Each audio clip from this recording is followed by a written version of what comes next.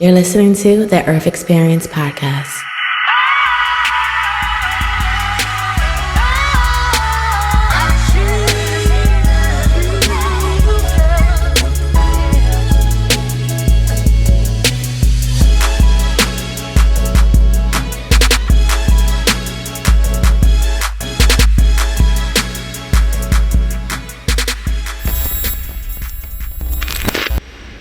My name is Joshua Zatkoff, and I think a lot of people in the Christian community would know me as, an evangelist or evangelistic at least. I am an author. I haven't released my book yet, but I finished it, so I'm an author. Just haven't been published yet. I'm a father, a husband, a friend. And that's about it, I think. Perfect. And when you think about who you are beyond those titles, and you attach it to any belief systems or values that make up Joshua, who are you? Who's Joshua? I think I'm somebody that is pursuing truth. Like ultimately, I'm somebody that's pursuing truth within myself, within my heart posture. Like I'm big on not being deluded and not being deceived in my motives and where I'm trying to go in life and what I'm pursuing. And I think that's like one of the biggest things that God kind of showed me is how much bigger this is than the title. Having a title of pastor or preacher or whatever, and it's about being like Christ, and so like I think who I am is somebody that's just pursuing the best version of myself or better versions of myself, trying to be humble. That's like my goal in life, is just to learn humility, and I think everything kind of stems from that. I think all things good stem from humility and love. Even love, I think, stems from humility, really. And so that's, I think, who I am, someone in pursuit of truth and their best version of themselves, whoever I'm created to be. Thank you for mentioning that the Christian community would know you as an evangelist. Have you always been a part of the Christian community? If not, where did you start and how did you get there? No. I was raised going to a Russian Orthodox church, as a child, because my dad was raised that way. And so it was very, I think, cultural for him, and so, we went to church when I was younger, but it wasn't pushed on me. Like like my dad would do like the Lord's Prayer with me, at night sometimes. But other than that, that was like the extent of how much I was indoctrinated into the faith.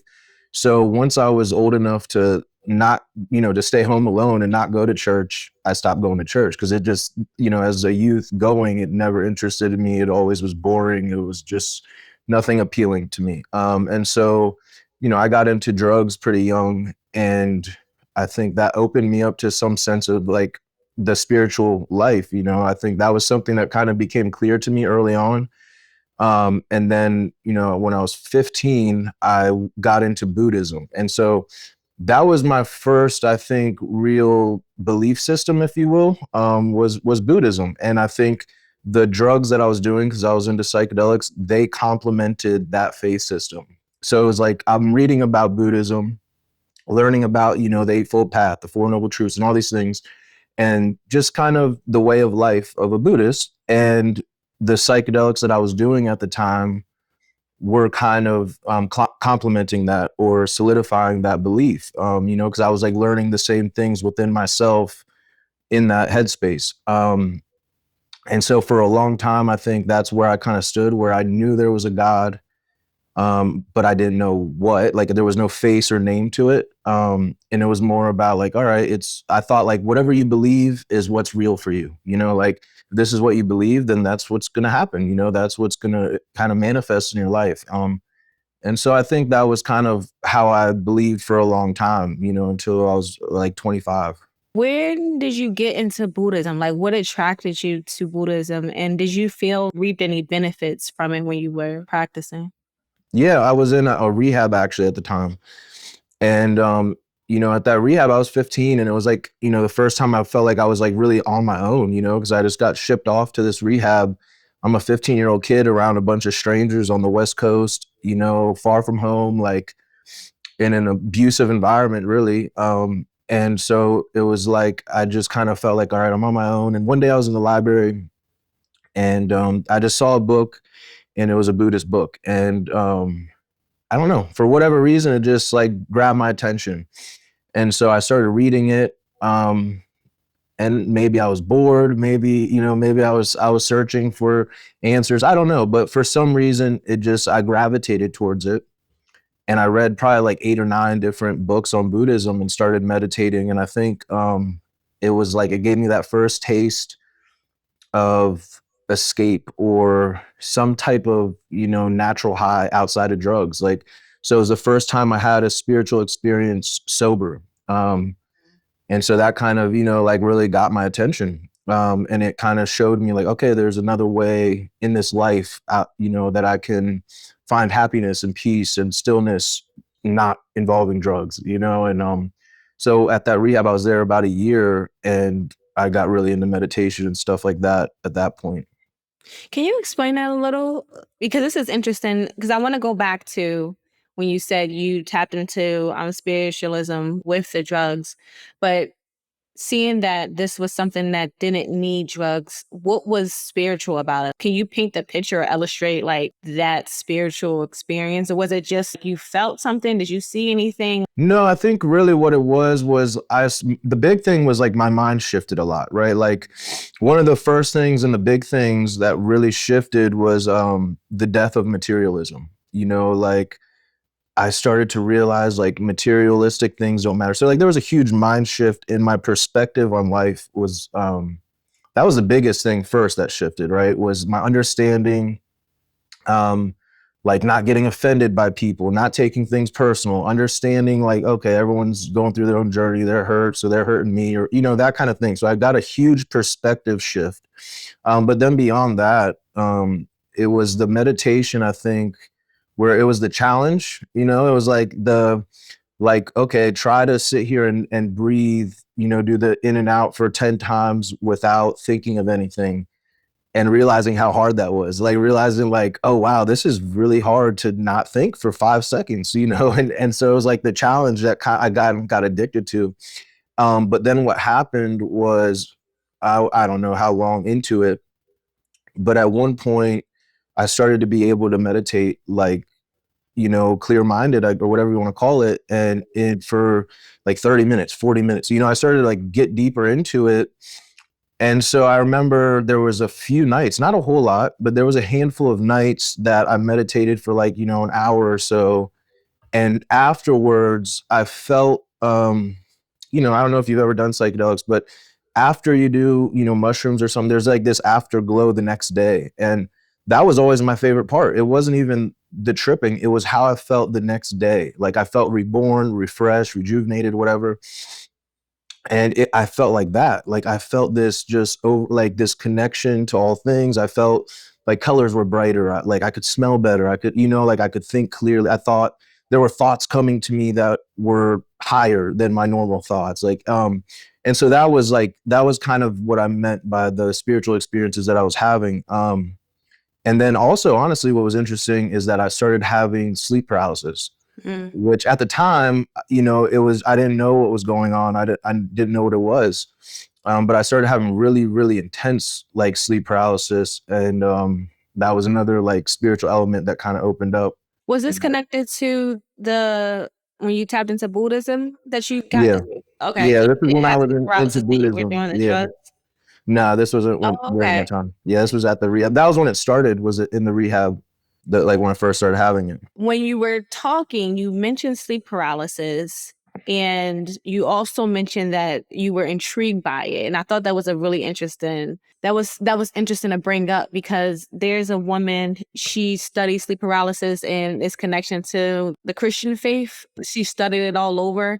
And those were one of the things that she brought out, is that people can get addicted to the fact that the scary things are happening.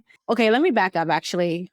How was your first experience? Can you illustrate and talk through like how did you identify it as sleep paralysis, or what did you think was happening? Were you nervous? Did you talk to anybody about it, or just really what happened when you first had the encounter? Yeah, no, that's actually funny that you say that she said you can get addicted to the fear element, because that was what happened actually. So the first time it happened, there was, I'm asleep. I wake up at some point in the middle of the night. I'm fully lucid, fully awake. But here's the thing: is that in my mind's eye or whatever, when my eyes are closed, right? It's pitch black, so I didn't see anything.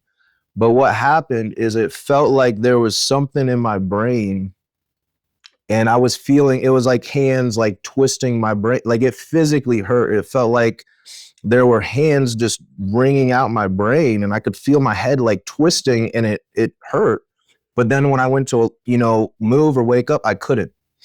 I was completely paralyzed. I couldn't move, and it was this overwhelming pain sensation, like just something was in my head, kind of thing. And so I finally, eventually, shake out of it. And I'm like, what was that? I've never had a dream like that. I've never experienced something like that. Like, what the heck? I couldn't move. And so then what happened was the next night. So for a week straight, I had these dreams every single night. And they were slightly different in the sense that the sensation, they were the exact same, except the sensation in my head was different each time. And then what happened was I was freaked out by them. I thought I was going to die. I don't, so I started praying to God, like not a God, not just, hey, God, kind of that kind of prayer. I said, I don't know what that was. I don't ever want that to happen again. And so the next night I remember it didn't happen. And then I was like, man, what would happen if I just stay in it? Like, what if I just tough it out and, sit there and see where this thing goes? And so the next night I have another one, except this is the first one where there's a vision to it. And so I'm asleep, and, the dream or whatever is exactly what's going on in reality. Like the night guard is sitting by my door, exactly how she was when I went to sleep. Everything is exactly as it was. But then what happened is I'm realizing, like, I don't know if this is reality or not.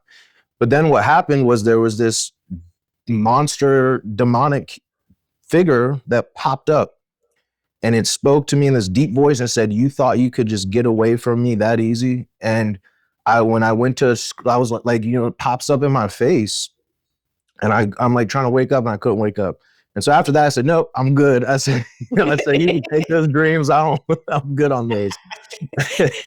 So, Yeah. So did they stop after that point? no, they stopped for a while. They did. They stopped for a while after that, but then they got significantly worse, and they were very spaced out. But I experienced them for years and years after that.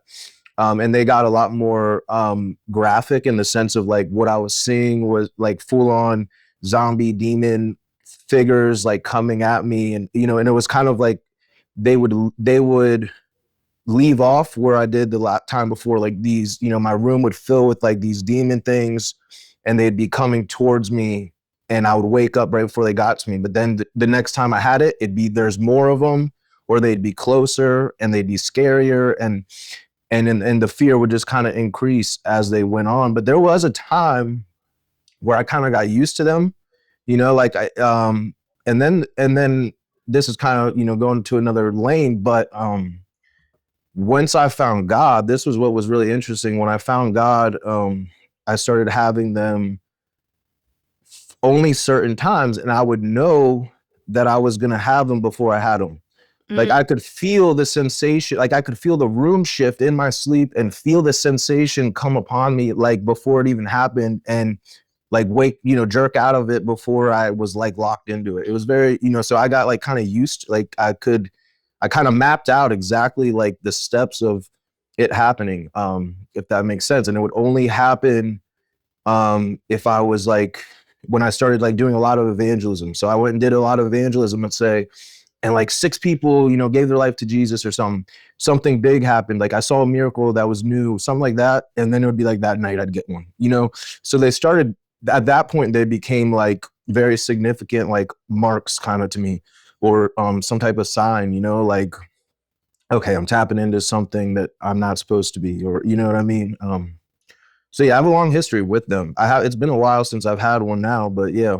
How long do you feel like they've been happening? Right now, you said it's been a while since you had them, but like between when they started and I guess when they slowed down, how long do you think that period has been? Oh, 15 years. Yeah. Years. Yeah. Since as I started when I was 15. And then I had them very sporadically, like through my addiction, I had them here and there. I think most times I was probably too incoherent to like notice if it was happening, but I would have them periodically, like every few months, I'd have one. And then I started having them a lot when I like came to Christ. I started having them a lot, but they were, like I said, they were only during certain times for certain things that happened. If I fell into sin and repented, I would have them, or if I tapped into like new spiritual, areas or something, I'd have them then as well. And so, those were, but now it's kind of been a while since I've had them. And I'm separating this in my head a little bit, but you tell me if this is the case. So it seems like you had them when you were still addicted to drugs or using drugs, as Mhm. well as into Buddhism. And then they may have been sporadic, but when you came into Christ, they also still continued, but they were only connected to like maybe you doing something that brought you closer to Christ. Exactly. Yeah. Yeah. If we go on to the first half, when do you feel like they were happening? Was that connected to anything in particular? Like, were they happening because of you took drugs that day? Was there any moment in time where they were just happening and you were surprised about it? Or were they attached to something particular that you could identify? No, I feel like they were attached to something, and like now I look back at them, and I think it makes the most sense to me. Like kind of where I've landed is there was a huge season where they happened a lot in 2011 and 12 because I moved into like a haunted house. I was living on a house on Civil War battleground. Like there was like it's a historical like huge war place that happened, and it was on the property of the battlefield. And that house was like, I mean, I had friends call their parents at like 2 a.m, like to come get them. Like they couldn't, people wouldn't even want to stay there. And so I remember when I moved in, like I got touched by, like poked by a ghost, like I physically, like, so there was like some real stuff that happened prior. But I started having them a lot in that house. And then it got to the point where, I mean, this is, how where my head was at the time, but it got to the point where I thought like, okay, they've accepted me. So now they leave me alone, they've welcomed me as their own kind of thing. And so now they leave me alone. But when I first got there, I was having them all the time. So that was another big one. And then like a season of it where it happened a lot. And then after that, I think looking back, how I see them is they were like God's way of showing me where I was at. Cause like I said, like the deeper I got into my addiction, the worse the dreams would get. And so I think, to be honest, I think they were God showing me where I was physically at in the spirit. Like I think it was showing me physically, this is where you're at spiritually. Like if I lifted the veil right now, you'd realize these demons are here all the time. Like this stuff is around you all the time. You just don't perceive it. So I think it was God giving me like a insight into that. That's how I see them now. But yeah. So when you started the Buddhism, and this opens up the spiritual experiences, how did you shift from accepting Buddhism, studying it, to the next thing? And I'm not sure if the next thing was Christianity or a different faith, but did you shift to something new? And what was it? And how did you shift there?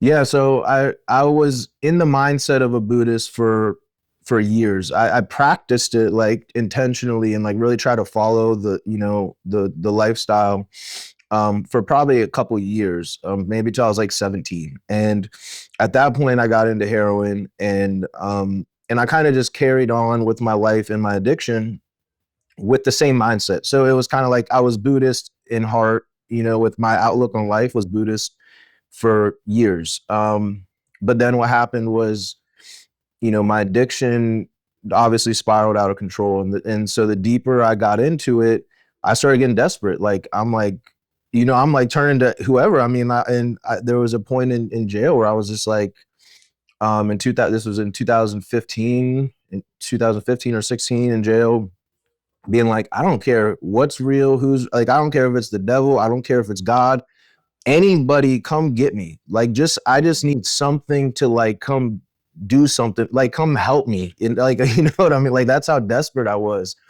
And so I was like really crying out to God like all the time. Like I'm like, I don't, this Jesus figure keeps kind of popping up. And I got to a point in 2016 where I was like, you know what, I'm open to it. Like I was like, I've never seen any Christian that I want to be like. I've never seen anything in church that I want.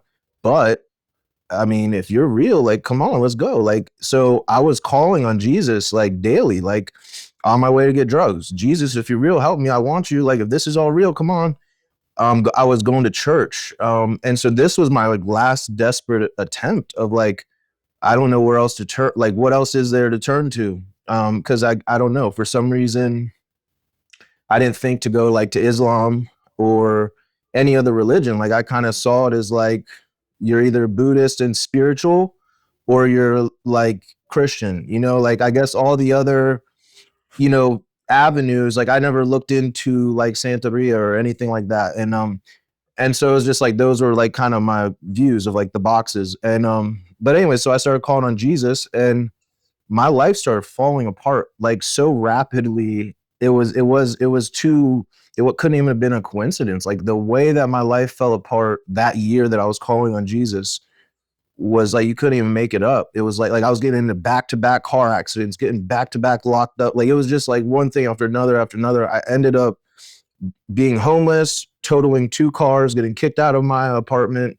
or the basement I was renting, all within like 3 weeks, and lost my job, lost everything. And at that point I was like, I'm done. I like reached that point where internally I knew I was gonna die. Like I was like, this can't go on anymore. I kind of reached this point where I was like, either something's gonna shake and God's gonna help me, or I'm gonna die. Like there's no other way this ends. And I didn't care either. And what was interesting is I stopped going to church at that time. And this lady, this was kind of the first thing that happened, was this lady came up to me at work. I was working at TGI Fridays, and this cook comes up to me and she says, God says you need to go see him, and I knew she was talking about like Jesus. I could tell she was like a Christian. She gave me her church card or whatever, but she says, God says you need to go see him. And, I told her, I said, yeah, I know, like I said, he needs to see me too. Like where, like, I want this.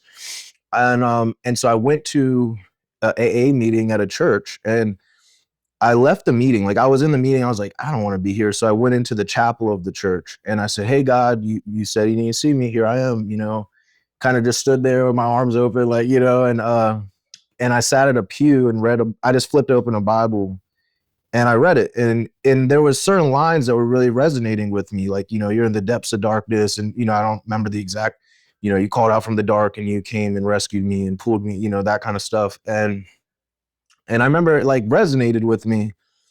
And then a week later, I did the exact same thing, like the exact same way. And I'm reading what I read, and I'm like halfway through, I'm like, dude, this is what I read last time. I'm like, this is the exact. So that like was the first thing where my attention was kind of grabbed and like, okay, maybe this is real. And then that next week or two, I had like an overdose experience where again, I kind of found myself in the overdose state in another reality where I didn't really know I overdosed. Like I remember kind of crawling on the ground, and the next thing I know, I'm in a dream world, and in that state, I'm walking down a hallway and there's all these demons. And the thing is it's like these demon things I'm seeing are like what I'm seeing in all those sleep paralysis episodes, and they're lined up like in these brown robes, like looking all attentive, but they're smiling at me and laughing like there's some joke that I'm not a part of, and so I'm following one up to this door, and I don't know why I'm following. I'm just walking, and we get to the door, and it says one more. It's facing away from me at this point. It says one more step, you're almost there, and then it turns around with this big grin, and it kind of all clicked. And I said, oh no. And I turned around and I woke up out of this overdose thing. And so these things are like these back-to-back spiritual things are happening. And then next thing a couple of weeks after that, I end up overdosing on heroin. I relapse. I was doing drugs still, but I was doing other drugs. And so I relapsed on heroin and I overdosed. And before I overdosed, I had a real honest moment with God where I, was just like, what do you want from me? Like this, I've been calling on you this whole year. I've been begging for your help. I've been going to your church. I did your little prayer. This is all I know, man. Like what I don't want this, I don't want to live like this. Like, what else do you expect from me? Forgive me. Our Father who art in heaven, bang, and I'm out. And I woke up in the ambulance and now they're taking me to jail because, I had paraphernalia and stuff. And that was kind of the big shift. So now I'm in jail and I was going through hell in the jail. They had me on suicide watch in the holding cell. I'm sick as a dog. My life is over as far as I'm concerned. And I just said, like, man, like if you're a real God, like, please help me. I'm not even asking to get out of jail. I'm not like, all I'm asking for is just make me good. Like, I just want to be good. Like I want, that was all I wanted at that point. And so over the course of the next 3 weeks, I went to a program in the jail and I started reading a Bible. And so it's funny because I'm sitting on my bunk. There's like quiet time at some point in the day where everyone couldn't sleep, but they had to be on their bunk. It was a dorm setting. And this guy comes over and he's like, hey, you want a Bible? Hands me the Bible. And again, so I flip it open right to Psalm 18. So it's 3 times in a row that I read the Bible and go to the exact same Psalm. So now I'm like, oh, this is serious. Like I said, I was like, I don't like, nothing's happened, but this is too much. Like this means something. And so I started taking it really serious. Like I'm praying, I'm reading, I'm trying to follow the rules. I'm just serious about like trying to change my life, and I'm praying to God. And basically what happened was I started to get this crazy like thirst for the Bible. I don't have a good memory, like I've never been book smart. And next thing I know, I'm like remembering all these scriptures and like, just like things are coming to me, and like I'd be in a situation and a verse would come to me and I'm like, dang, I just read that yesterday. Like these things are happening. My heart's changing. Like I'm thinking about stuff. I'm like, I don't even want to have sex anymore. Like, and this wasn't some like pressured thing. Like if you're a Christian, you can't do that. It was like these things were just changing in my heart, and so that was where I encountered Jesus. I started to pray and feel for the first time in my life, feel love, like feel tangible presences around me of love, and feel my heart changing, and like the bitterness and the pain, the shame, all that stuff. Like I felt it falling off of me, and I felt myself like just becoming this new person like over the course of a couple of weeks. And so it was the Buddhism and that whole process, and then into Christ. You're describing it a little here, but maybe you can expand a little. What does love feel like? Or what does it feel like That's a at good that question. point? What does it feel like? I don't know that I could even tell you. Like, I think for me, it was, well, for one, it was like this. When you do heroin, that people talk about this warm blanket feeling. Like you just feel this like warm blanket come over your soul and this comfort, right? So that was what it felt like, but it was so much more pure and so much deeper. Like the drugs, it felt like this surface level comfort, but this felt like this deep warmth and comfort, like rocking my whole soul into peace. Like it was just this overwhelming lightness too, where it was, I felt like I was floating. Like I just felt like I was floating through life. And then also this joy would hit me. Like, that's one thing, like on mushrooms, I used to like just laugh and laugh and laugh. And I thought that was like joy. And so I started to have the same thing happen where I would just be geeking. Like I could not stop laughing for no reason. I would just be overwhelmed with this joy. Like I'd pray. And then 5 minutes later, I would just be laughing and laughing. And it was the same feeling, except it just felt richer. And like, I guess you could say like my conscience never felt clean, So it's like, I'd be laughing, and then I'd get hit with like this weight of, like, for example, on mushrooms, like I'd be laughing, but then there'd always be this background noise of you're failing, you're doing, like all these things I'm not doing right. And so in this case, it was a comfort of like a purity of like, everything's going to be good. Like, there's so much to live for. Like, it was so much reassurance attached to it, comfort, and security. Like, and so it was overall just a peace. But I also, I felt the chills, and I think that's like the most basic level of feeling any type of God's presence, to be honest with you. But I had the physical, like, I guess, feelings, deeper than that too. But that was overall like kind of what it felt like. I'm going to back up way to that because you mentioned your addiction and drugs often so far, but I don't think I've captured how did that start? What was the foundation of? Was it just like somebody exposed drugs to me and then I just got addicted, or is there any more story behind why you landed there? I was a curious kid, that's really what started it. I was curious. I wanted to, like, you see weed in movies. My favorite rappers are rapping about it, and so it was like, I had a friend who we were hanging out, and he was telling me like, I went to my cousin's this weekend and we smoked weed, and so I was like, for real, I was like, bro, I want to try it, like, I'm like, hey, can you get some? I want to, and so that it was just pure curiosity at that point. But it's like most people that fall into addiction, like once I smoked, it was like, oh my gosh, like this is what's been missing. Like, it was this puzzle piece of, oh my gosh, like life is 10 times better like this, like I'm funnier, I feel happier, like life is way better. So we're gonna stay over here and do this, and then I think the opposition to that between eventually the law, my parents fighting against that and trying to keep me from it, obviously I think made me want to do it more. But also, now I'm getting exposed to like, oh, this drug, this drug. So now I'm like, well, what does that one feel like? I want to know what this one feels like too. I want to know, and it was just, and so then it eventually it turned to heroin because I was on probation and I couldn't keep smoking because, it stayed in my system too long. And so my friend one night was like, hey, you want to try these pills? And I knew that they would get out of my system in like 2 days. And so when we did that, it was like the same feeling I had with weed the first time, but times 10, like it was like, oh, this is it. Like, this is, I thought weed was something like, no, this is really where it's at. So yeah, I mean, it was just that slow process into deeper water kind of thing. But everyone says like, there's a deeper meaning, there's a pain you're running from. I don't know if that was necessarily the case. I mean, obviously I was escaping, but in my mind at the time, it was just, I just want to have fun. That's what life's about. Let's just have fun and have good memories. Yeah.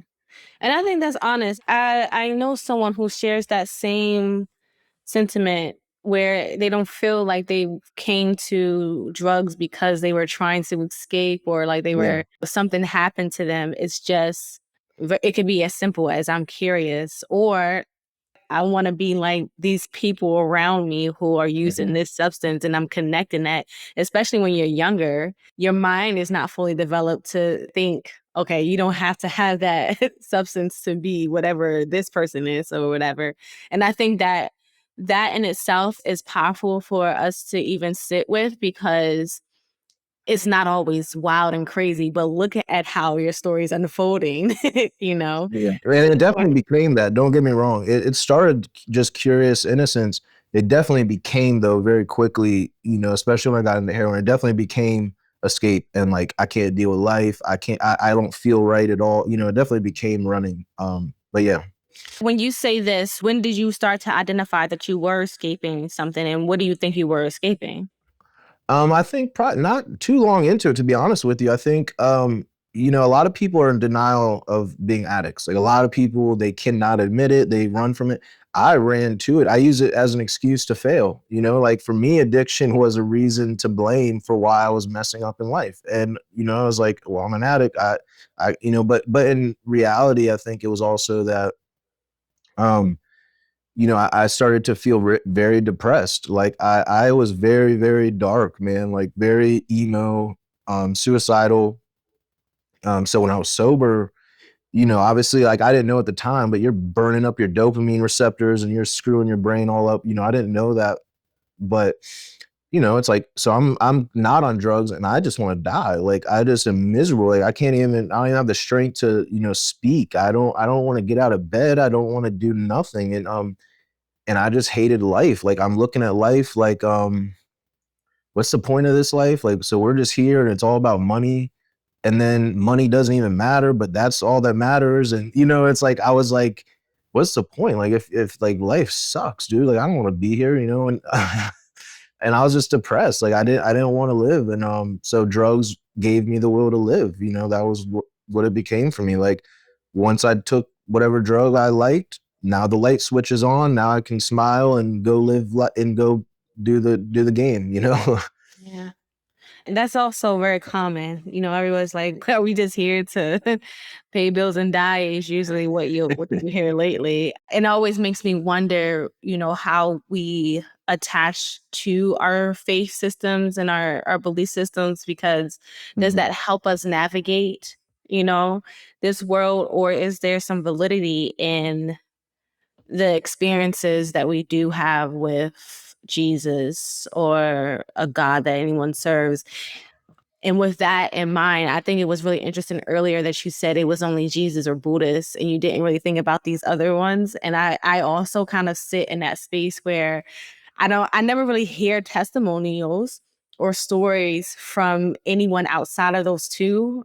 Yep. And so what I found myself leaning into is, okay, maybe there's parts of faith and religion that are manufactured. Maybe there are people who are deceptive in these faiths. But I don't think people really make up these stories. I mean, and people are good storytellers, but you can Yeah. tell that there's something about certain belief systems that really change and alter a person. Hmm. And I think that's what's, well, I not think, but this is what stands out about your story is that when there's a real shift, like when you actually change, that is like, hey, there has to be something here. Yeah. And even if, at the end of the day, people can make up theories or draw a conclusion scientifically about why things happen, I think personally, we know when we're lying to ourselves and Hmm. when we're telling the truth about these things. And I've done a lot of these interviews with people, and it's like the same, like there's something that's coming up often. And I'm still in the middle of like, are these the things that we hear and we keep saying it, or are people just really experiencing these stories? They're not cookie cutter the same, but it's like the same baseline. I don't think you touched on this, but when you were having your sleep paralysis moments, how did you snap out of it? Well, actually, that's interesting. I mean, in the past, it was always just eventually I was able to move. Like Oh, it was eventually something was able to shift. But I'll never forget that one of my friend's moms told me, this is probably like 2 years before I ever cared about Jesus, right? And I remember I was at his house one night, and she was, she was a Christian, and she was like, if that happens again, you just say, I rebuke you in Jesus' name. And so I remember one night specifically having a sleep paralysis, and obviously I couldn't talk. I went to try to talk and I couldn't. And I'm like, like Jesus' name, like I get it out. And I mean, the dream literally like unfold, folded back up, and I watched these things like move back, and I snapped out of it. And so I was like, that's never happened. Usually I just wake up, but that was the first time I saw like they left, so that definitely happened. And that was before I even believed in Jesus. now did that feel different in any way? Because you said that it eventually like stopped when you use Jesus' name. When you say they were leaving away, did that just feel different, or was it just like you got out of it quicker because of using the Jesus name? No, it was that the second I was able to say it, it ended, Mm. and so I think that was what it like. I never said anything before. I usually would just, like, "Ooh," and until I could like move. But the fact that I struggled to say it, but then once I said it, that I saw them kind of back up, and then I woke up. It was just it was slightly different of how it ever happened before. So I thought it was um too convenient that they just it happened to end as soon as I said this name. So yeah. I don't know if there's room to talk about this, but I try to not look at all of your videos, but there was one that had a title and there were some keywords, and one of them was molestation. Uh-huh. When did that become a part of your story? So basically, I think I was 8. I want to say 8 or 9. And I went to visit family in Puerto Rico. So I have, my mom's Puerto Rican. So she has some sisters over there, and so I went over to visit family. And she has all her family that lives there. They live in the same like street. It's like, one house here, another one across street, and then like a little row of woods, and then another 2 houses. And so everyone's there. And all my cousins, like I didn't have any cousins my age, that they were significantly older than me. And so there was one cousin that was closest to my age, but he was still like, 14 or 15 or 16 somewhere. I think it was 15 or 16. And so I was like kind of hanging out with him, trying to get along with him, I guess. And so this specific night, my family's staying at the one sister's house, and I stayed with him at his house. And so basically, he like we were laying there in bed or whatever. I'm sleeping in bed with him, and we're watching like a TV show or whatever. And at one point, he just like turned on some weird porno kind of thing, and without getting into too much detail, like he turned on this weird porno thing that I never had seen before. Like it was like mud wrestling, but naked mud wrestling. It was weird. Um, but anyways, he basically just started touching himself and and it kind of just, and it didn't go too far. You know what I mean? Like it kind of stopped at touching stuff. But I remember like being like this, like I remember feeling the room. Like it's fun. It's so funny how this stuff works, because like people talk about feelings and atmospheres. Like I know what death feels like, like I know what the spirit of death feels like in a room. I know what the spirit of fear feels like in a room. Like it has a taste. It has a certain, element to it. It's a physical feeling. And like there was a very specific perverted spirit in that room, like I didn't know that at the time, but looking back, I remember the feeling, and just my stomach dropping and being like, this is so weird, and this is not normal, this is not right, and feeling so just like disgusted, like, and grossed out and disappointed in myself for like letting him touch me anyway. Like just feel, like at the time, obviously I'm a kid, just kind of not knowing what's going on, going along with the older cousin. But like, afterwards, like I remember that. And so, yeah, it was a one-time thing there. And then, that's kind of what happened. Are there any takeaways from this? And I bring this up because I always kind of think that there's some root to when all these things are opened up into our lives. And it's all theory right now. But based off of like what I'm hearing is at a young age, some children are exposed to experiences like this that start to alter their choices and what they experience from that point on. And I'm imagining this is the entryway of us not feeling the peace and the joy or the choosing the tree of life experiences. And it's a weird because it's like you didn't ask for that particular experience. Mm-hmm. It's not something that you signed up for. Mm-hmm. You would, tell me more. What is your takeaway from that, and still having faith in God where that was your beginning, like, and that wasn't protected, but now you're protected? I get what you're saying. Yeah, I don't,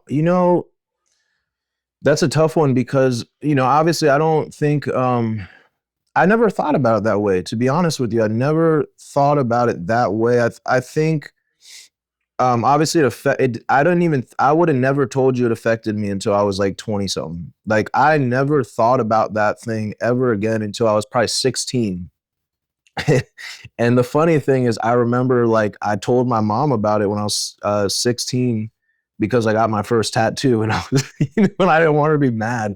So I was like, let me share this thing with her, and so she don't care about my tattoo. They'll do it. Yeah, so like, let me break her heart first, and then so like But anyways, I told her about it, but but it wasn't just that. It was like around that time, I remember I started thinking about it and feeling like, like I was mad at myself. Like I was like, how could you be a man and let that happen? It was that kind of thing. Like, what kind of man are you to let someone touch you? Like, that was what it did to me at that point. But I don't know how it affected me before then. Like I know I started having depression when I was like 12. Mm. Like, it really, like, even my parents say, like, there's this picture that my dad has of me, and I remember he told me one time, he's like, it was like that was the time that you started to really change, and like in the picture you could see like I'm depressed, and like I'm a young boy like going through it. And so it was no specific reason, it just came on me, heavy.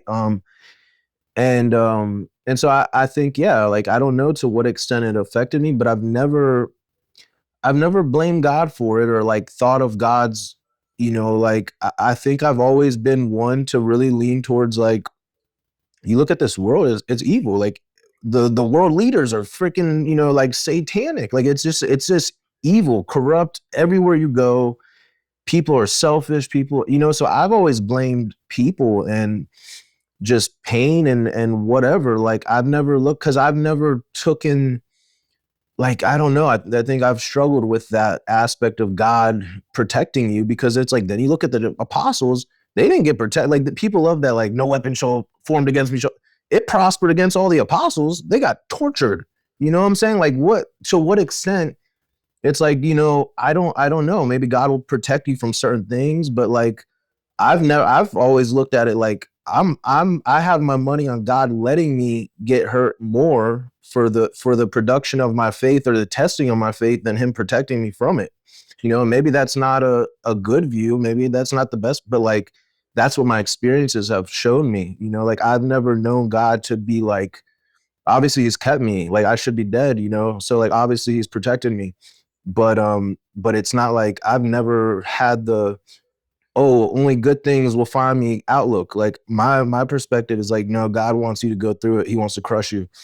And that's a sobering reality, but that's a tough one. That's a really tough one. Why does he let things happen to this person and then this person, they just smooth sail or whatever? I've always wrestled with that, and I don't know.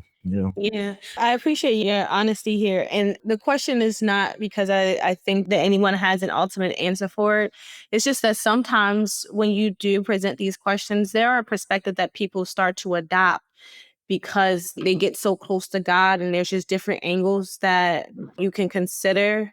And whether someone is listening and they believe in God or if they don't, the question is, if you someone who believe in God, sitting with that question and kind of going back and answering like, what does this mean? Gives you an opportunity really to strengthen your faith. I mean, this is my theory, that you're getting a little bit closer with those questions that goes a little bit deeper than the surface level. And I also wrestle with that because as I'm listening to your story, even earlier, because I've heard this several times and I've even experienced it myself, you got closer to God and then it was more difficult. And I keep hearing that and I'm thinking, okay, it seems to make sense. It seems like you get closer to God, and if there's a demonic world or evil world that doesn't want you to win that goodness, then they're going to make it harder for you. And I just cannot wrap it around my head, for one, why there's a group that wants to make it harder for you. Like, why don't you just also want to be good? Won't that work out for all of us? And at the same time, the math doesn't math when you're getting closer to God. It almost seems like logical that you will get these good outcomes.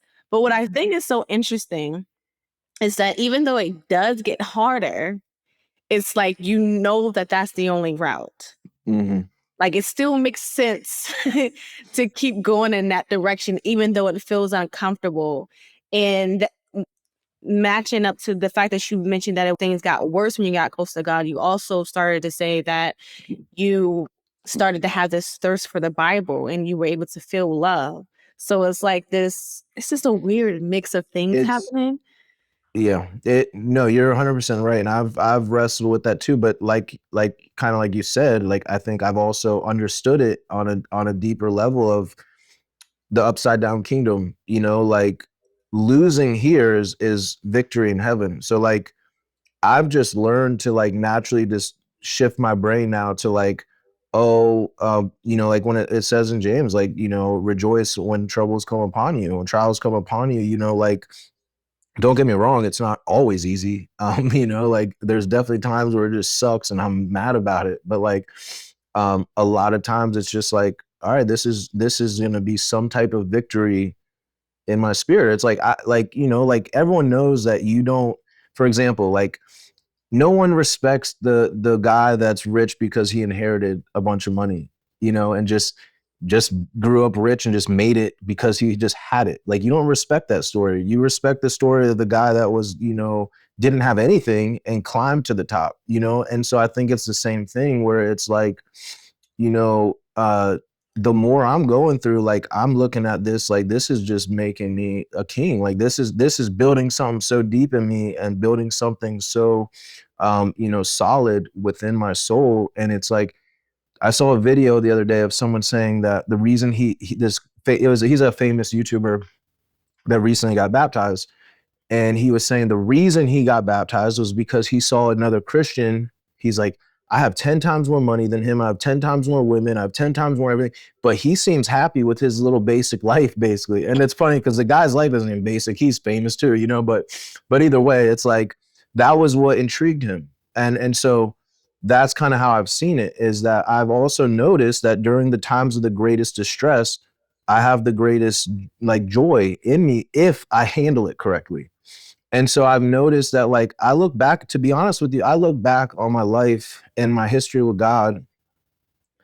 And I think the time that I was in the mud the deepest was the time that I literally was the happiest. Like I'm riding a bike to work at, you know, at 4 a.m. in the winter. I'm riding my bike everywhere. I have no money. I have nothing. But because all I had was God, like I look back at that time and like I didn't even realize how happy I was until I look back at that and I'm like, dude, I was gassed up. Like I was high. I was not even here. I was in just a completely another world, and but it was genuine. Like I was too happy. I annoyed people, you know. It was like I was always happy. I didn't even know how to be upset. And but that was during a time when my life was in complete shambles. I had absolutely nothing. So yeah, I don't know. I think there's a paradox there. Yeah, that's actually, it's beautiful how you just mentioned all of these things. It's something that does take another level of understanding. You would have to be honest with yourself to be able to distinguish whether or not this is pure joy or not. Because if your joy is attached to external things and it looks like that, you know, it's easy for people to say like, oh, that doesn't work or whatever, because they don't have that experience, which is why these stories, there's always something else that develops from these conversations that I'm just Yeah. like, that makes more sense. It keeps making more sense, even through all the questions that I have. I appreciate those who have the story and are willing to share it, because there's always this other, it's still so much to take from the Yeah. experience that people have with God and how they name it and the descriptions. It's rich. It's rich for sure. And I think the way the world is mapped up, when you're looking at riches, it's like, it's so funny that we put so much emphasis on the riches, like this piece of paper or numbers on a screen. It's like Mhm. so surface level and it's so outside of us. But this richness that appears in people who have a close or, you know, developing relationship with like God or faith. And I want to go back to this of faith. And I don't hear much testimonies from others, but I would love to if there is. I ask I think yeah, it would be I ask interesting about because it. I haven't. I haven't either. That's I think a super big argument point personally for me. Like, but yeah. Because you actually at least practiced Buddhism, which was outside of it. And did you stop because it wasn't working, or did you stop because you were still addicted and you wanted something else? Were you not happy with the experiences that you had there? No, I was happy, but it was like, dang, I got to sit here for an hour to achieve this. You know, like I'm trying to push this button. You know, like I want this thing to be over quick. I'm trying to get out of here. No, but that was really why. Like life is moving too bit. Like I don't have time to sit here on this pillow and cry. And I like I'm in survival mode, you know, like I can't feel like this, or because I have stuff to do. And so I got back into drugs. But I think that's ultimately what it was like I'm only happy as long as I'm humming, you know, like it didn't last. It felt like a drug. Like it's just like this dose of something and then it's gone. And aside from that, the big thing was I didn't change, you know, like I changed in my perspective of materialism. Like I became kind of like a hippie, stoner, hippie type of outlook. But but aside from that, I'm still bitter inside. I'm still angry, and I'm still depressed, and I still want to kill myself. So obviously, like something's not clicking. You know, something's still missing, and so that was I just kind of lost interest in it after a while and got sucked back into drugs. You know. You mentioned that with even with you following a faith that it's not always easy. With the idea next to the fact that it was too long to meditate and you didn't change and nothing came out of it, how would you put this into words of why Jesus? Why do you believe in God or why do you believe in Jesus? Whew, well, like I said, there's the whole backstory. So the whole looking at the history of my life, God showing me how his hand was involved in so much of this, you know, and seeing like, dang, now this makes sense and this makes sense. So seeing his working at everything together, that's a huge one, you know. So even before I knew him, seeing how he was involved in the crappy parts, in the parts where I felt alone, seeing his hand there. Um, but aside from that, the change was too radical. It wasn't like the meditation of this like little moment of like, oh, this is interesting. It was just like I'm telling you, the first month and a half that I encountered Jesus, it was not normal. Like it was just I'm in jail and my life is destroyed. I don't think I'm going home for like 3 or 4 years. I'm in the worst situation in my life. And I literally felt like I was like high on life. Like I've never been that happy in my entire life. I had the greatest joy in my entire life. Like it was just too it didn't make sense. You know, it was like I didn't care. I didn't worry about anything. They're telling me, "Oh, your bond's revoked," and I said, "Oh, praise God!" You know, like, and it was genuine. It wasn't like me trying to act Christian or Yeah. show God. I genuinely didn't care. I was just in la la land, and so like it was too much of a joy that I never felt in my life. I was depressed my entire life. Now all of a sudden I'm smiling ear to ear every day. Like I had other people tell me one dude told me this. He said, well, other multiple people said, bro, I don't know what happened to you, but you're different in the jail. They're like, they saw this change.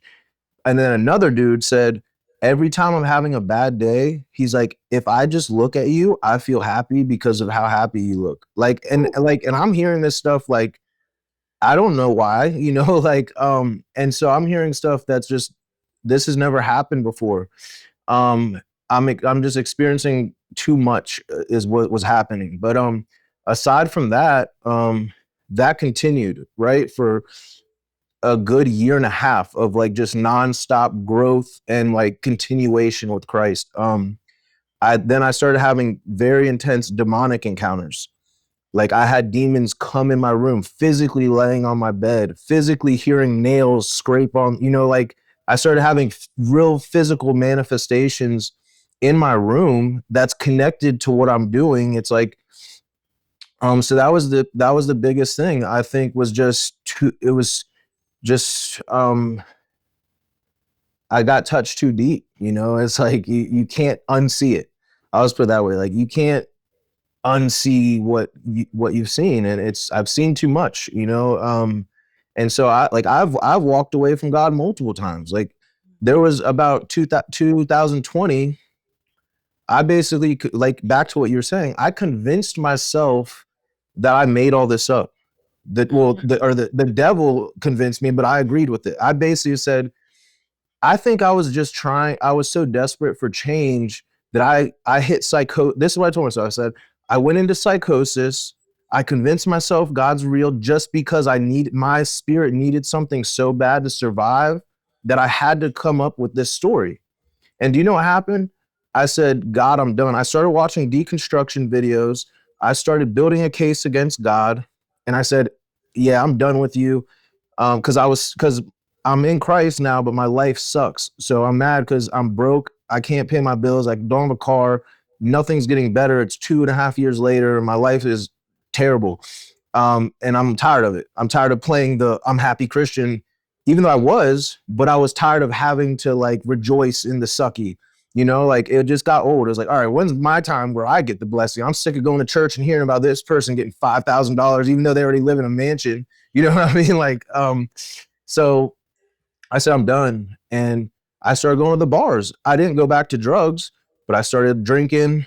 I started going out and just living like, and I couldn't do it. Like, so I just couldn't do it. It was like, I felt like I was being fake. Like I would be out. I couldn't laugh with these people. I didn't think it was funny. I felt dirty. I felt gross. I just felt terrible. And then it lasted about 2 weeks. And what I noticed was over those 2 weeks, I didn't realize how good I had it. Like the depression that I dealt with my whole life, the emptiness, the the death in my soul, like it returned.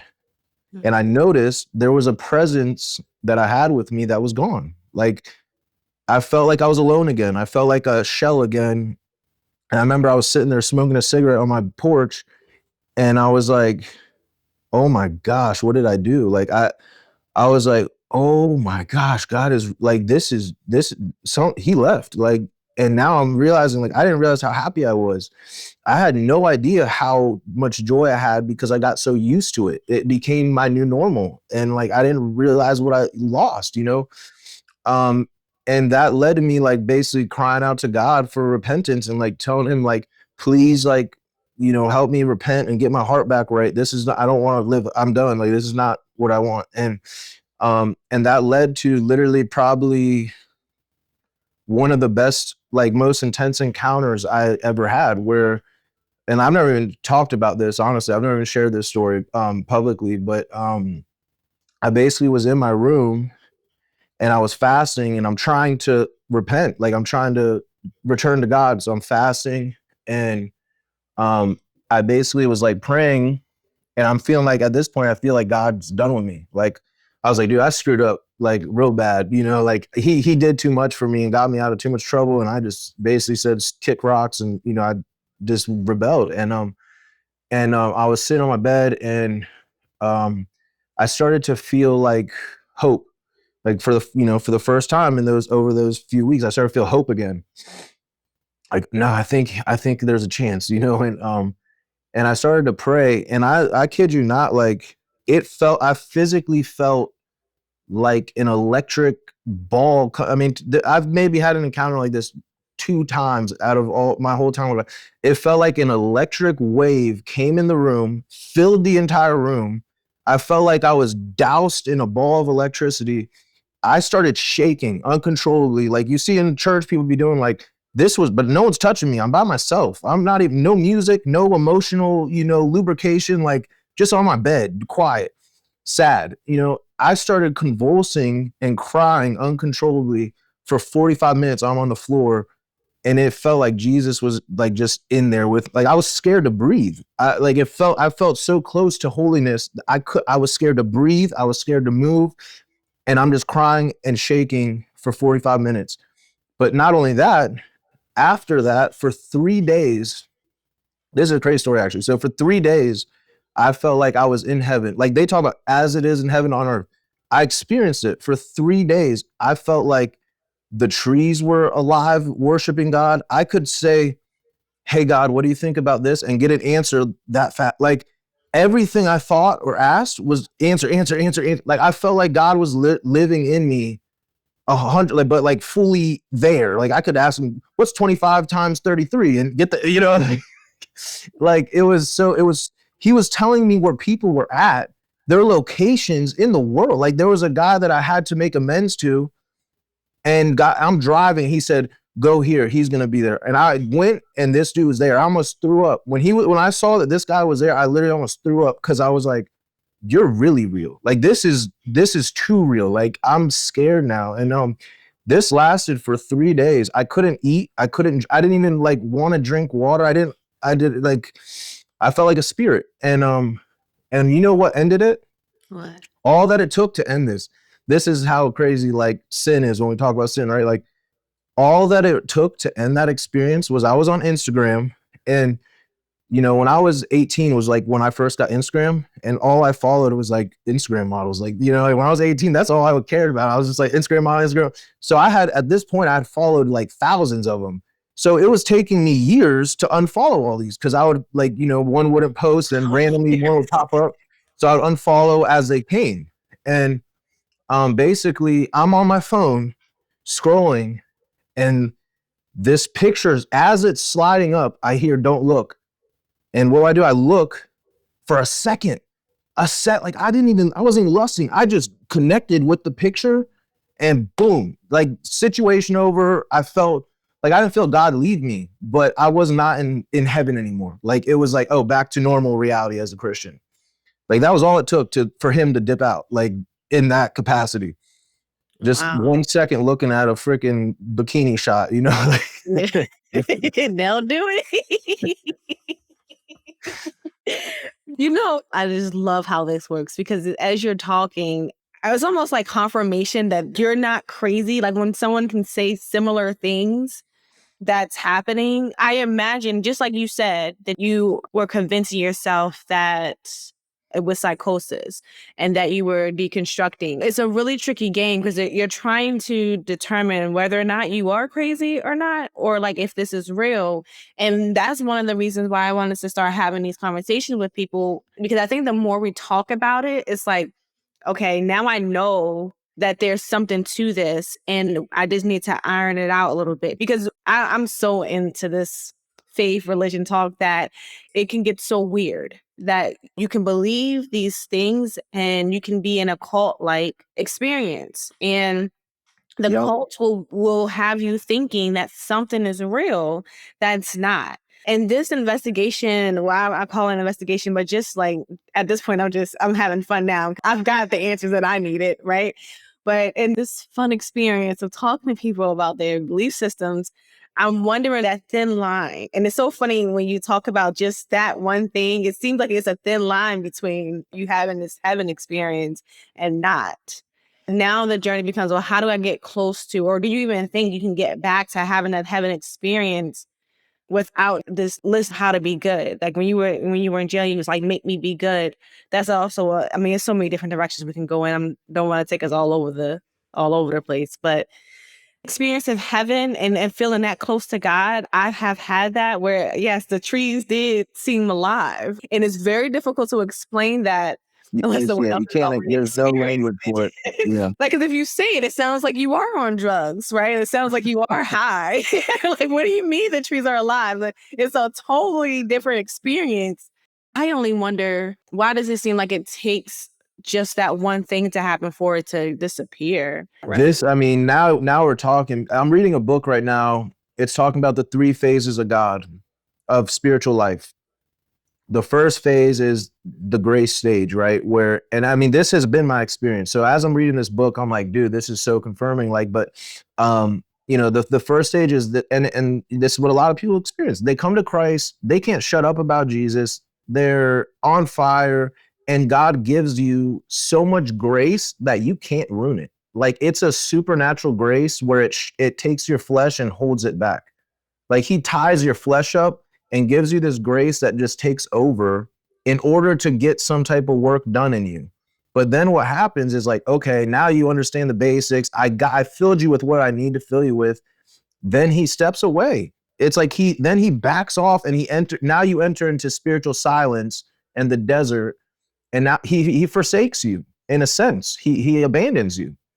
And so many ancient writers talk about this. And so that's the bittersweet aspect is I'm in heaven one moment.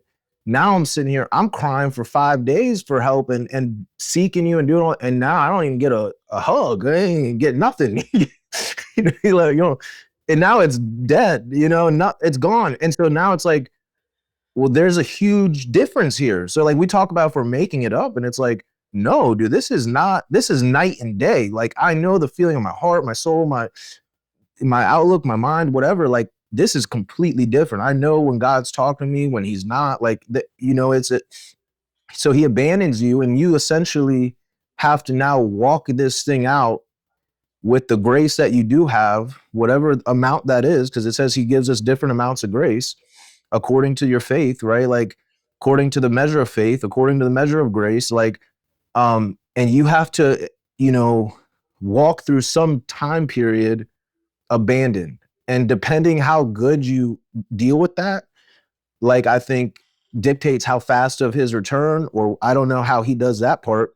But then it talks about at least in this book, he's saying that the third phase is the restoration of the first phase, but even greater. But he says most people don't make it there. And he says that, and if you make it there, it's probably towards the end of your life. Like, so it sounds like this second phase, at least according to this book again, is super long, and like that's been my experience where obviously I don't feel like, okay, God just shut off here and then it's been completely absent, excuse me, the whole time, but it's been a lot and a lot greater trials with greater silence for longer periods of time, and then maybe a little water break, like here's a little water, here's a little bit of peace, here's something to kind of refresh you, but now go back to the journey. And that's where I really disconnect from modern Christianity and this idea that Christians, or some Christians apparently that I hear say at least, are just living in that place all the time for every day. They just wake up and God just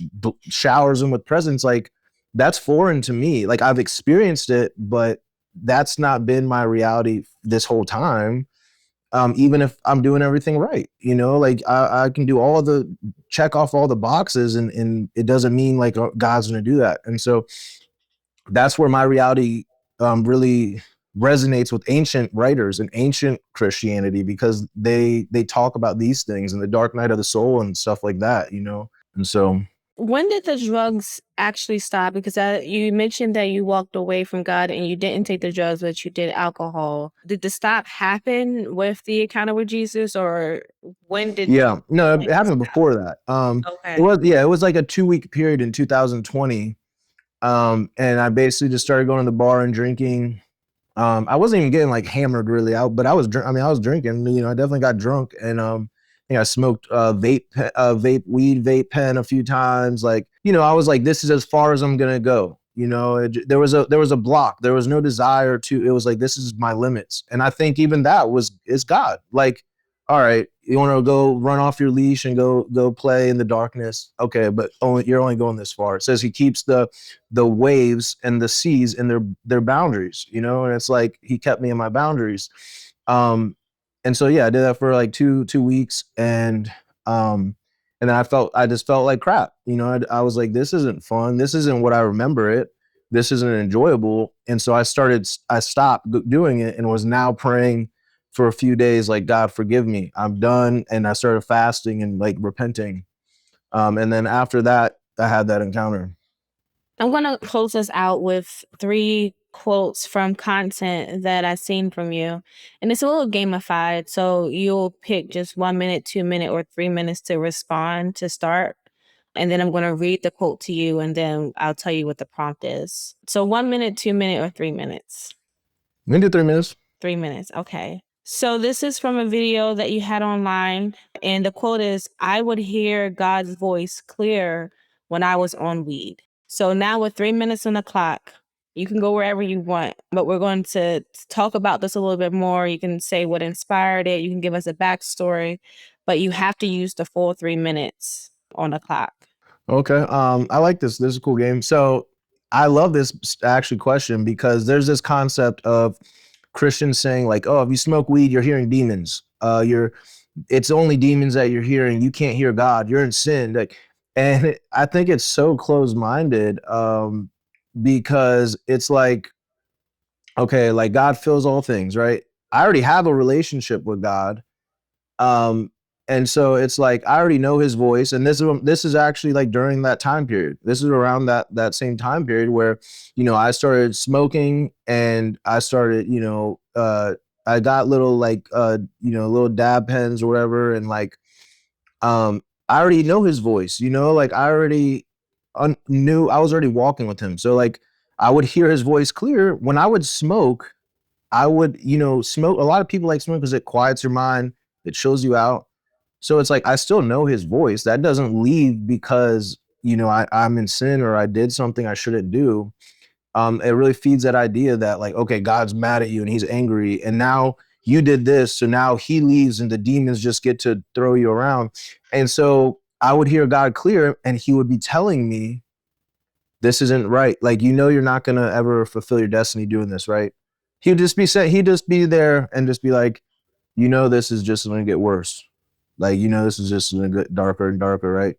Hey, when are you ready to be done? When are you over yourself? Like, so I would just hear his guidance calling me back to himself, and so when I said that, I made the video about marijuana basically. And so I was saying that, I hear God clear when I smoke, but it wasn't hearing him clear in a way where he never said, good job, I want you to do this. He never said. And this is the crazy thing. You remember that movie Twilight, where Bella is doing dangerous stuff because when she's about to die, she would see Edward.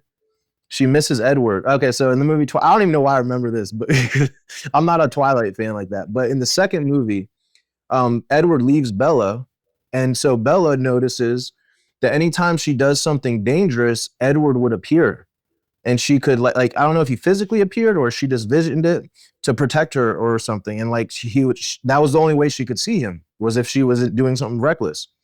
So she starts like doing reckless things to see him, and it was almost like that. It was like this almost embracing doing it, but in just for the joy of hearing his voice, because I'm in sin. So when I didn't, I wasn't hearing him. I felt empty. Yeah. So I would hear him clear, but he was telling me get back home, like every time, basically. Perfect. Good. We here. 2 more. 1 minute, 2 minute, or 3 minute. What did 2 minutes? 2 minutes. Okay. So this one I'll have to explain to you. I usually put the video up for you, but you may be able to remember this. It starts off with, God said, if you give your best praise, and you're going into a video about God said, if you give your best praise, and you are going through examples of people giving all this praise and it feeling good in the room and everyone's excited, and how you say like that dies off. So we're talking about this idea of, did we make this up, or is this real, or, that whole thing. Now, here's the thing. That's a very real thing. That's a very real topic. Like, if you give your emotions to something and you're playing music and you're shouting and you get into this thing, you're going to feel something. You're going to feel good. You're going to feel, and so I've seen, because I was in the charismatic community for years. And I have just seen so much stuff, like I have just seen so much. And when I first became a Christian, I got more into it. And that's why I know, because it's like I started to do the jumping and the running and the shouting, and I felt like this thing. But then what I would notice is, you have someone say, I just heard God say, if you give your best praise right now, you're going to break through and your finances or this or that is coming to an end. I have heard this 500 times. If I just heard God say, if you jump up and down and shout real loud, how, revival is going to break out in this room. Like that kind of stuff over and over and over. And so what I know is everyone does it and starts jumping and shouting. And then 5 minutes later, everyone goes back to their life and they're 9 to 5 and nothing changes, nothing changed. In that moment, they feel hope maybe or whatever, but it's just these series of emotion. And it's like the next week, well, the same person is back with the same problem. And, and like, I never saw a connection between my jumping up and down or running or shouting and something actually shifting in my life. Not once. And I tried it a bunch of times in pure faith, like it in belief. And I realized after a while, like, man, I'm just like on this hamster wheel of getting my emotions involved in my faith, and that leading to just delusion. And yeah. All right, 1 minute, 2 minute, or 3 minute? We'll do a 3 minute for the grand finale. The grand finale. Okay. Your quote is, Orthodox fits life easier in a sense. The outlook on life makes more sense. I like this one too. You picked some good ones. No. You did. 3 minutes to the clock. So here's where it goes. So when I was in charismatic Christianity for years, everything is so white and black, so wrong, right. And I remember there was a point where it was like I had an answer for everything. Everything was figured out. Oh, this is because this is because of demon. This is because you believe that, I had all the answers, and that didn't feel right. I never liked that. I never, so it's like, there's always something to, everything's white and black. And so it's like, you go through life and it's a expectation to live in this spiritual reality all the time. When you got to think, most of the people that are preaching this stuff, they get to do that. If you're in full-time ministry and you're pastoring a church, guess what? You can surround yourself with Christians 24/7, listen to worship music 24/7. But most people are going to the real world, living real jobs, having to do these things. And so it was like, there was no room for depression. Oh, if you're depressed, it's because you don't have enough faith. There was no room for sickness. Oh, if you're sickness, just cast it out in the name of Jesus. There was no room for, it was like, everything is, like, you're not doing enough. It just led to this, like, everything is because you don't have enough faith. If you had more power and authority, if you were special enough, if you were more anointed, then all your problems are solved, basically, is how it spoke to me. That's eventually what it turned into me. So when I went to Orthodoxy, where I'm seeing in the charismatic church, oh, if you're rich and God's blessing everything you're doing, that's because you're close to God. If you're not rich and your dreams aren't working out, it's because you're not doing something right. That was what I was taught in charismatic church. In Orthodoxy, I'm learning, and the Bible, I'm learning, oh no, these are actually part of God's plan. This is producing something. This is normal. This is to be expected.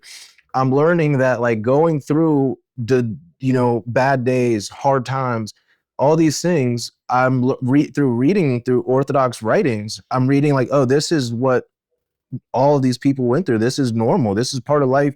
This doesn't make me a bad Christian. This doesn't make me lacking faith. And so what I realized is it gave space for humanity. Charismatic Christianity, in my experience, like, you're expected to be in the spirit 24/7. You're not allowed to be a human. You have to be an angel, but Orthodoxy is like, no, you're actually a human trying to be like Christ. And so it gave room for humanity. That's really in short, it gave me peace about being human. It gave me comfort, and like, finally I can rest and, like, you know what, today I just had a bad day and I got mad about something, and feel okay about that versus feeling condemned about it. And so I think when I say Orthodoxy, fits life better, I resonate with the heroes in that faith more than in the charismatic faith. Perfect. That was good. It made me think about some other stuff. Fun. What is fun to you as you follow your faith? Is it allowed? Do you experience it? And how would you Wow, that's interesting. Fun. I don't what's fun. Oh man. Well, my life is very very, oh man, what's the word? Very mundane. Honestly, like, I have a family, I have kids, and I work a 9 to 5. Like, my life is very structured and very, like, boom, boom, boom. I'm in the life I always ran from. And this is even part to what I'm talking about. This is the life I ran from. I did everything in my power to avoid the system, this system I'm living in. And I avoided it until 2 years ago. Like, I was able to maneuver and whatever and not be stuck.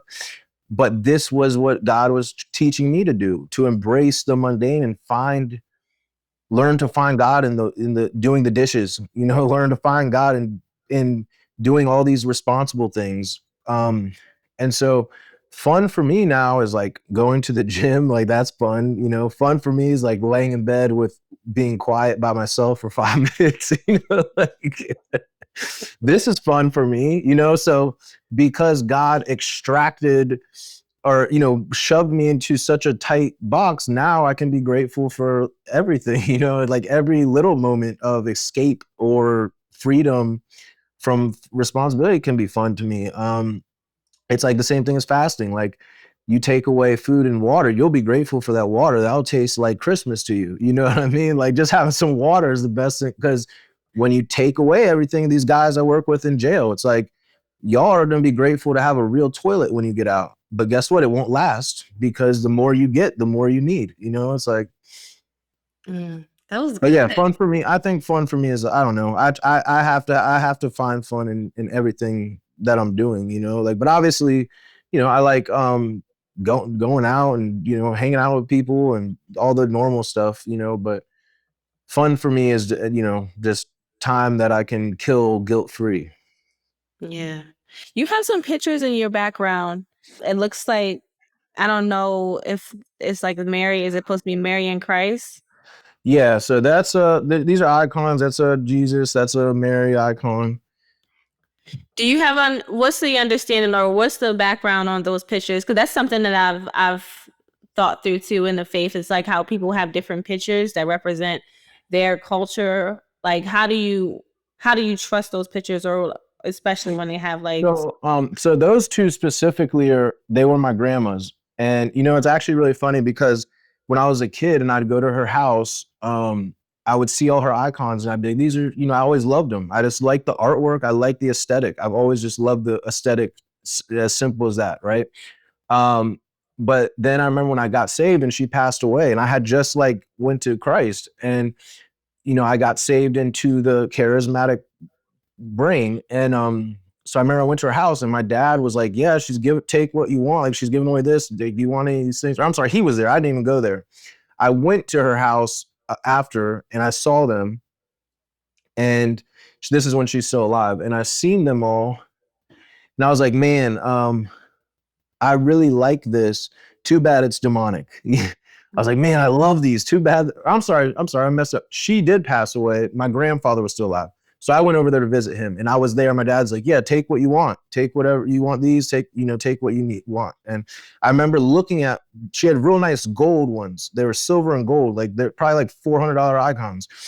And I remember looking at them and be like, dang, I want them so bad, but they're demonic. They're idols, and then as I moved into orthodoxy and learning about it, the fear faded of it. Like, I started to look at it just through like just simple logic. Like, if I have this picture, do I really think a demon's gonna pop out because I have, like, that picture is not an idol to me. It's a picture of, the same Jesus every other picture there of any other picture that they have of Jesus. So to me, what they are now is they're reminders. Like, orthodoxy sees them as windows of heaven, but to me, on a personal level, it's like I look at obviously it's art, just artwork to me. I like the art, the aesthetic, but then I look at them and I see somebody who did something great, for God. I see someone who's like, dang, like, and I think about their story, the things they went through, and to be honest with you, they take on a somewhat of a presence of accountability. Like, like, if I'm in this room, there's a certain sense of reverence that I have, like, I'm surrounded by this, it's symbolic to me of, these are people that did great things for God. And I want to do right by that. I want to honor that and follow in their steps, That's really interesting, especially because when you mentioned the lens of the Orthodox faith, taking away the fear of the demonic. I would love to. Like, I'm not going to take more of your time. I'm sorry. You just get all these. You're bringing up all these things. It's an interesting topic for anyone who's listening to explore, because as I was reading, I see parts of the Bible describe demons and or other gods as useless, right? Like, they don't have any power. And then we have stories where it's like they're scary and there's this influence and the devil is coming to devour and destroy. And this is the other parts that I wrestle with. Like, I don't want to have nobody running after me trying to destroy. I'm just trying to survive America. You know, I don't want, I don't want those things too. Like when you were on your plea of God help me with this addiction, it's like help me. Like I gotta keep telling you. Like how many times I gotta tell you that I want help? I think you have to get to this point where you're so like you're desperate, and I think those are the words that you chose earlier too. Like to just want this change, but it's also like how did I even get here in the first place? We're going back to the beginning, but. Yeah, I'm not going to take us there, but that made me think about that when you were talking through that. No, you got me thinking too now, because there's a whole bunch I could say about that, but yeah. And then the enough faith part, when you were talking about that, I think that's another conversation. It's like, ye of little faith. Dang, how do I get my faith up? What I need, like, what do I need to do to get my faith up? Does it require those levels of experience? But here's the thing. This is where I've like found a lot of rest, and maybe this will help you. But I've found so much rest in this. When I look back at my history of God, when I read the Bible and what I know about God, like what He has revealed to me, I've realized God, He does it all. It's like it's Him. For example, when that encounter I told you about, that was right after me falling into sin. I didn't do anything good except say I don't want to do this, and He gives me the best encounter I ever had. And that was not because of anything I did. He just chose to do it, and then I could tell you times where I did I fasted for 21 days and lived, I didn't even watch TV, and I did perfect holy things and God didn't show up.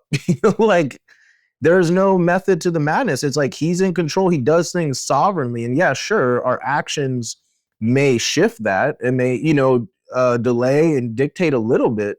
But at the end of the day, I realized like He just showed like, why is it that you can have, this is Isaiah Saldivar's testimony, right? And I always use this as an example because it's a good example. His testimony of how he encountered Jesus was he went to church to make fun of Jesus and make fun of Christians. He went to scoff, and do you know what happened? He gets an encounter with God, and he opens his spiritual eyes, and he gets called a prophet, and he goes straight into revival mode. He went there with no faith. He didn't even want Jesus. He didn't even ask for Him. He gave Himself to Him. And you know how many addicts I've held in my arms crying, begging for Jesus to help them, and they're still not, God's not meeting me. And I've seen them crying, begging, like, Jesus, please help me. And nothing happens. So I don't know. It's just God is sovereign, and salvation belongs to Him. I don't know that, there's no one's better than anyone. I don't know. He's big, we're small, and we just got to give our right to understand it up, I guess. Have you ever seen the Matilda movie? Yeah.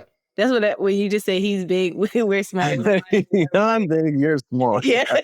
And there's nothing you can do about it. I like that movie. Okay, we're close. You mentioned that you were an author. You have a book coming out soon. So before we get to how people connect with you, who is your audience? How would My you audience, describe your audience?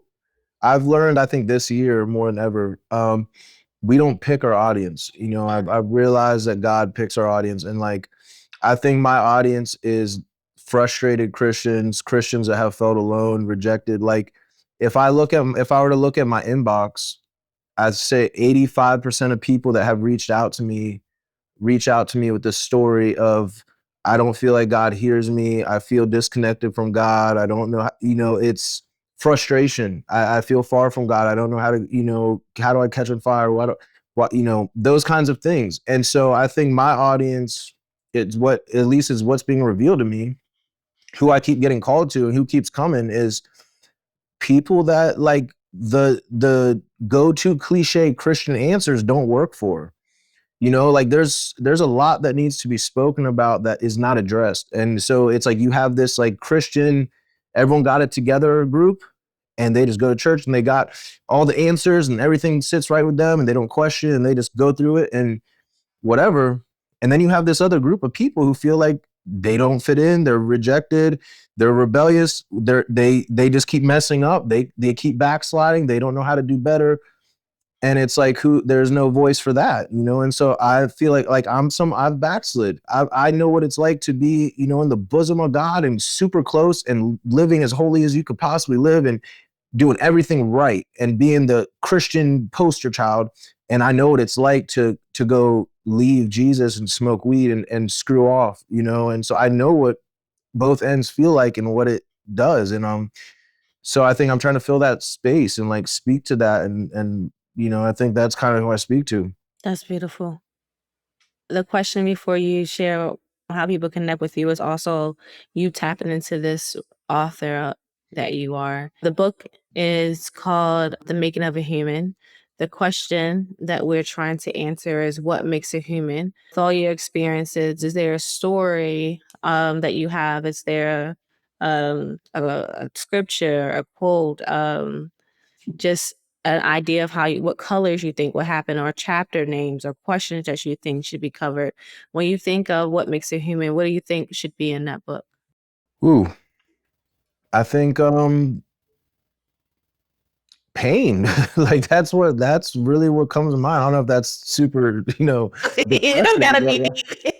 no, like I think, you know, like you hear people say like, you know, pain is how you know you're alive, or I think it's the only thing that's unique to this world. Like it's the most prevalent thing. It's like it's everyone experiences it. You can't grow without it. You can't run from it. You can't go around it. You only go through it. Like it's such a force. It's such a part of God's process. It's like his main tool to shape us. Like I mean, that's what if we weren't human, we wouldn't know what that is. I mean,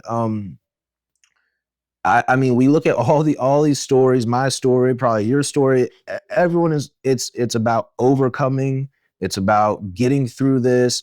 You look at anyone who speaks or motivates or does this, it's about how they got through this. It's about how they got through that. Like they wouldn't be there without their pain. It's their pain is what made them. I mean, my pain is what made me. I mean, and so, you know, I think that's what makes a human is how well you endure the pain and how much you can go through and keep your heart and your soul in God and keep it pure and not let it get not get bitter, you know, like how much can you go through and not get bitter? Because that's hard to do in life. You know, it's really easy to just like want screw all these people, screw all this. Like that's easy, you know, but like to go through stuff and um have the higher outlook and have the like I'm not letting this stuff get to me, like I'm not to get back at anyone, not to show them, not to flex, to just genuinely because no, this isn't who I am, you know, like this isn't the way. That's hard, you know, that so How do people get connected with you? so I have an Instagram, Joshua Kingdom Priest. I have a YouTube, just my name, Joshua Zatkoff.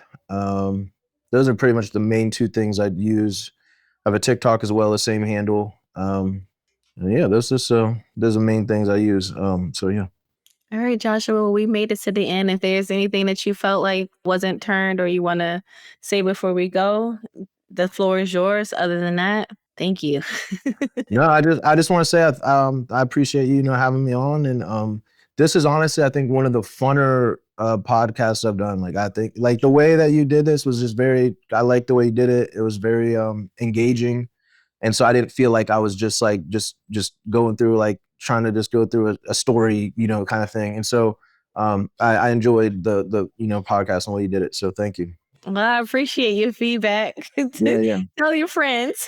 And I appreciate you sharing your time with me so I can talk more about your story and just continue. And I love when you talked about the deconstruction thing, because I'm not sure if it will sit like that in some of the conversations I had, but I don't know if there's another word from it, but it's really just getting down to like what we uncovered here. And it was so beautiful what you shared. So I wish you the best, and I'll share everything when the time comes. Anyone listening, thank you so much for sharing your time and getting to the end. Make sure to check out more of Joshua's content. Until next time, hold on to you as much as you can. Hold on to your health, your well-being, and your mind. Be mindful. Bye. Breathe.